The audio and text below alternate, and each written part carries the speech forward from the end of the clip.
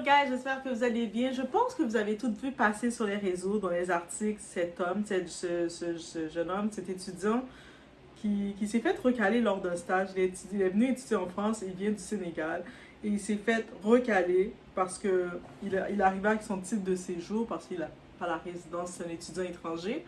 Donc on a dit, mais comme t'es pas français, on te recale. Et puis c'était tellement mal de cœur et c'est de ça qu'on va parler, guys.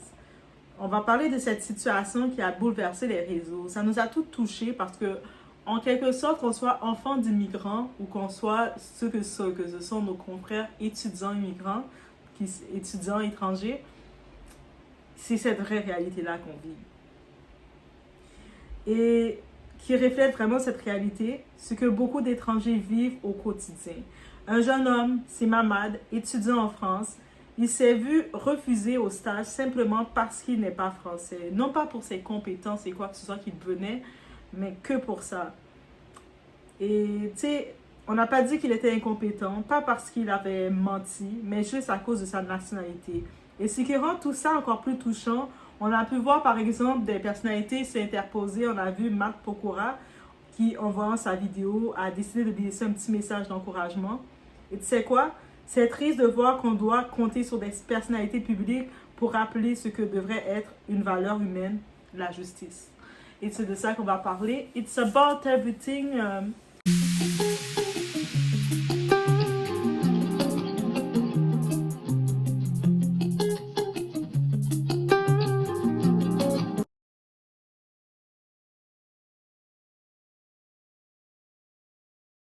On fait face vraiment à une réalité cachée derrière les portes fermées.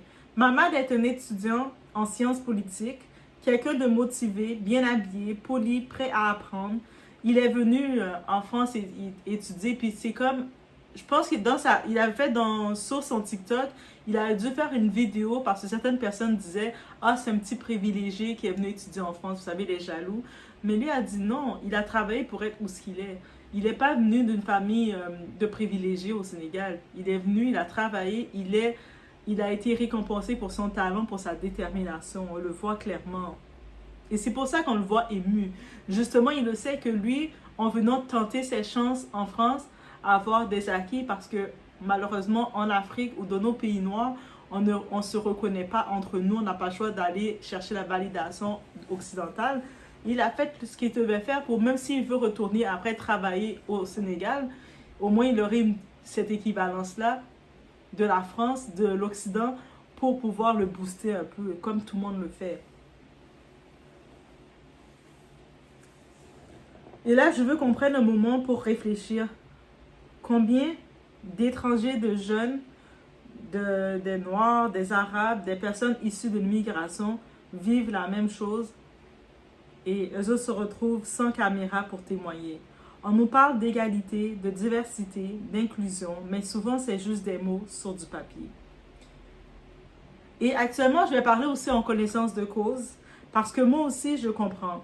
Même si, étant né au Canada, même si, étant intégré dans la culture, ma couleur de peau reste un filtre à travers lequel on me regarde. On ne te le dit jamais en face. Ça, non. Mais on te classe dans le quota, les statistiques, les fameux groupes à combler. On t'appelle quand il faut représenter la diversité, mais on t'oublie quand il faut donner une vraie chance. Et je le dis sans amertume, juste avec lucidité complète. C'est la réalité de l'étranger visible. Tu peux faire tout bien, être poli, compétent, qualifié, et quand même, tu dois prouver 2 fois plus ta valeur. Juste parce que visiblement, tu es un étranger. L'ironie des origines. Mais le plus ironique dans tout ça, c'est que même quand tu retournes au pays, tu es encore étranger. On te dit, toi, tu n'es plus le même, tu n'es plus comme nous. Tu as une autre façon de parler, une autre manière de penser, une autre culture. Ton accent, même tes pères vont se moquer de ton accent en oubliant qu'eux-mêmes, ils ont un accent. C'est vraiment ça. Et là, tu réalises que tu es entre deux mondes. Pas assez d'ici, pas assez de là-bas. C'est une blessure silencieuse que beaucoup portent sans en parler. Ça devient notre quotidien. Ce qu'on doit retenir, je ne fais pas cette vidéo juste pour m'indigner. Je la fais pour mettre des mots sur ce que beaucoup ressentent. Il faut qu'on parle de ça, qu'on arrête de normaliser la discrimination douce, celle qui se cache derrière les sourires et les refus polis. On peut comprendre qu'un pays veuille filtrer les fraudeurs, c'est tout à fait normal. Tu sais, aucun pays va vouloir être entouré de fraudeurs et quoi que ce soit. On peut comprendre qu'ils veulent aussi faire attention les gens qui viennent profiter du système sans rien apporter. Oui, ça existe et c'est correct de mettre des systèmes en place pour prévenir, faire la prévention de ça. Mais il ne faut pas punir ceux qui viennent pour construire, apprendre, contribuer et s'intégrer réellement, qui viennent prendre la valeur ajoutée que le pays d'accueil les a donnée. Ceux-là, ils méritent qu'on les accueille, pas qu'on les humilie comme ça. Tu arrives là, toute prête pour ton stage, c'est un stage qu'il est venu faire, et on dit non, désolé, t'es pas français. Tu viens de briser le rêve comme ça de la personne. Et puis tu sais, dans cette vidéo, pourquoi ça a touché le monde, il était désemparé, il se retrouvait comme, mais je fais quoi? J'ai fini d'étudier, c'est le moment de faire mon stage pour valider ma formation. Et on me dit pas que je suis pas qualifiée à cause que, tu sais, il y avait trop de candidats, mais parce que je suis pas français. Mais je le savais que je n'étais pas français. Je suis pas venue à l'aventure, je suis pas venue avec des fausses cartes.